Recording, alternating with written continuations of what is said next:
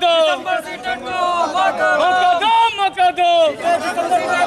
नीतीश कुमार होश में आओ, नीतीश कुमार होश में आओ, मौका दो। आज का हेडलाइंस में देखिए, CTET पास अभ्यर्थियों ने सरकार से नए शिक्षक नियोजन में सम्मिलित करने की मांग। क्या है खास? CTET पास अभ्यर्थियों ने एक दिवसीय धरना सुभाष स्टेडियम में दिया। CTET 2019 पास अभ्यर्थियों को शिक्षक नियोजन में मौका नहीं देने पर सख्त नाराजगी जताई। उन्होंने सरकार पर CTET पास अभ्यर्थियों के साथ सौतेला व्यवहार करने का आरोप लगाया। उन्होंने कहा कि पास होने के बावजूद नौकरी नहीं मिलने से छात्र मानसिक रूप से बेहद परेशान है। बांका का एक छात्र ने तो आत्महत्या तक कर डाली। CTET 2019 में उत्तीर्ण अभ्यर्थियों ने सरकार से मांग की, उन्होंने नए शिक्षक नियोजन में भी मौका मिले। ऐसा नहीं होने पर CET संघ आमरण अनशन करने के लिए बाध्य होगा। चलिए बोलिए। मैं सुप्रिया कुमारी मानिकपुर अररिया जिला से बोल रही हूँ।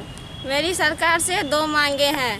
पहली, सीटेट दिसंबर 2019 को मौका दिया जाए। दूसरी, डोमिसाइल नीति को लागू किया जाए। पहली बात, दिसंबर सीटेट को भी मौका मिलना चाहिए। जो जुलाई वाला जो अर्हता प्राप्त किया है वो हम लोग भी किए हैं।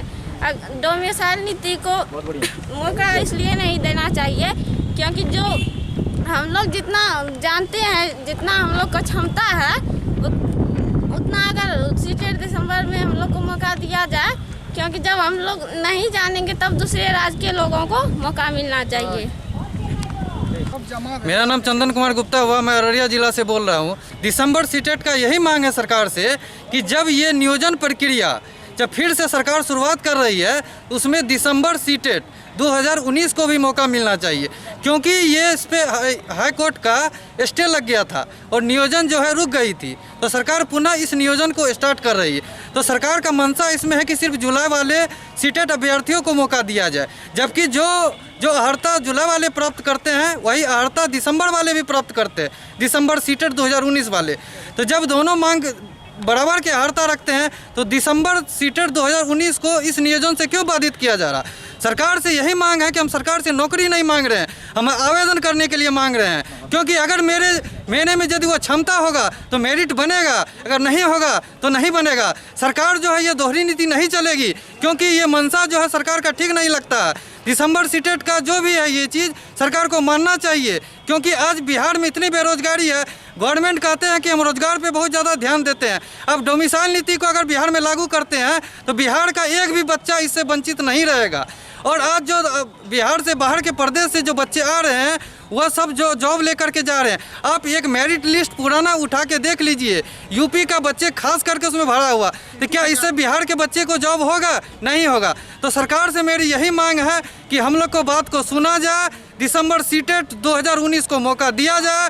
जी, मैं अविनाश चंद्र, सीटेट दिसंबर 2019 पास हूँ। मैं इस विषय को उठाना चाह रहा हूँ कि सबसे पहले जब नियोजन की बात हो रही थी तो उस समय में कहा गया था कि नियुक्ति से पहले जो है नियोजन जो स्टार्ट होगा उससे पहले जो भी पास कैंडिडेट्स हैं उसी को मौका दिया जाएगा। फिर से नियोस वाले ने जो धरना किया उसके बाद उनको मौका दिया गया, DLED वालों को, 18 माह वाले को। तो फिर मगध यूनिवर्सिटी वाले को भी NCTE जो है नहीं ले रही थी, उसे भी बाद में लिया गया। सब कुछ होते हुए जब आज आवेदन की तिथि हुई है उससे पहले हम लोग दिसंबर में 2019 सीटेट पास किए हैं, तो हम लोगों को भी इसमें मौका मिलना चाहिए। जो सरकार गलत कर रही है और हम लोगों को इस नियोजन से बाहर रख रही है, इसके कारण हम लोगों में से बहुत सारे ऐसे हैं जिनकी उम्र सीमा बहुत कम है, नियुक्ति की उम्र सीमा बहुत कम है, वो इससे बाहर हो सकते हैं। इस चीज़ को देखते हुए तथा हर किसी के पास अपनी अपनी जिम्मेवारी है, हम सरकार पे निर्भर करते हैं, सरकार की सारी मांगों को, सारी बातों को हम जो है स्वीकार करते हैं, लेकिन हमें इस नियोजन में मौका मिलना चाहिए क्योंकि हम सारी अर्हता को पूर्ण करते हैं। आपके पास 35,000 सीट खाली है, आप अगले नियोजन के लिए हमें जो है लॉलीपॉप दे रहे हैं जिससे काम नहीं चलने वाला है। आप इस नियोजन में हमें क्यों नहीं भर्ती दे रहे हैं? हमारी संख्या 4,000 से 4500 के आसपास है और आपके पास 35,000 सीट आप डिक्लेयर कर चुके हैं कि इस नियोजन के बाद खाली बचेगा, तो इसी नियोजन में हम लोगों को मौका क्यों नहीं दिया जा रहा है? ये सबसे बड़ा सवाल है कि सरकार चुनाव के झांसे में हम लोगों को फंसाना चाह रही है, आजकल में बातों को टाल रही है। अगर ऐसा होता रहा तो ये शांतिपूर्ण जो हम लोग अनशन किए हैं ये उग्र भी हो सकता है और आमरण अनशन का भी रूप ले सकता है। और साथ ही हमारे एक साथी ने जो है आत्महत्या जो किया है बांका के कमलेश कुमार ने, वो दूसरे अभ्यर्थियों के साथ ना हो, इस चीज़ का ख्याल सरकार को रखना है। अररिया के सबसे लोकप्रिय रेडियो चैनल NS रेडियो की ओर से मैं आपका दोस्त RJ धीरज आप सभी श्रोताओं का इस कार्यक्रम में बहुत बहुत स्वागत करता हूं। आप हमारे प्रसारण का आनंद ऑनलाइन के माध्यम से प्ले स्टोर द्वारा ऐप को डाउनलोड करके लगातार दिन रात ले सकते हैं। साथ ही साथ अपने यारों दोस्तों को भी कह सकते हैं और सुन सकते हैं गाने, वो भी आपकी पसंद के, ओनली ऑन NS रेडियो।